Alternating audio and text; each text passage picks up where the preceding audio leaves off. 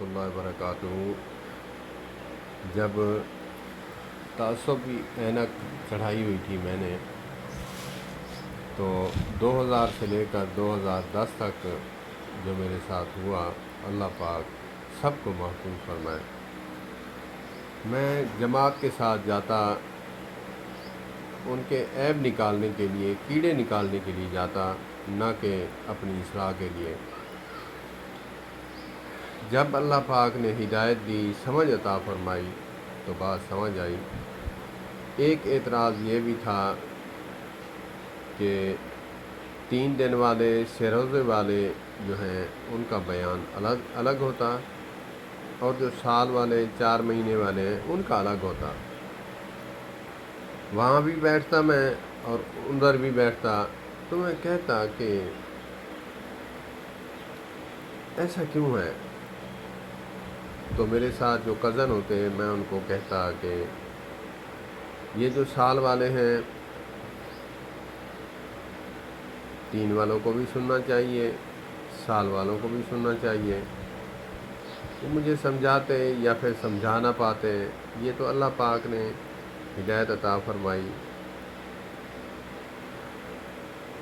مولانا محمد الیاس گھمن حفظہ اللہ تعالیٰ کو سننے کے بعد اللہ پاک نے ہدایت نصیب فرمائی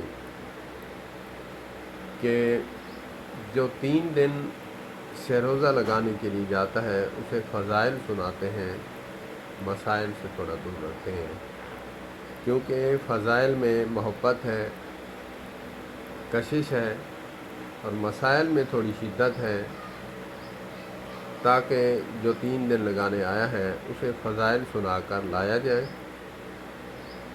پھر جب اس کو لت پڑ جائے گی، میٹھا لگ جائے گا، جماعت کا نمازی بن جائے گا، جستجو کرنے لگ جائے گا، تو پھر اس کو جو ہے سال یا 4 مہینے لگانے کے بعد پھر اس کو مسائل پہ لاتے ہیں۔ کمال ہے اللہ پاک بزرگوں کو کیا دماغ دیا ہے، لاتے ہیں فضائل سنا کر، تبلیغ میں لانے کے لیے فضائل سناتے ہیں، اور جب فضائل سناتے ہیں تو پھر ان کا دل کرتا ہے کہ 4 مہینے، سال یا پھر پوری زندگی وقف کر دیتے ہیں۔ اگرچہ شروع میں ہی مسائل سنانا شروع کر دیں، بعض لوگ جو ہیں وہ دور ہو جاتے ہیں۔ تو اسی لیے اللہ پاک نے سمجھ عطا فرمائی، کیونکہ فضائل اور مسائل دونوں جو ہے لازم ملزوم ہیں۔ فضائل سنانے سے دل میں شوق ذوق پیدا ہوتا ہے، پھر مسائل سنانے سے پھر عمل کرنے کو دل کرتا ہے۔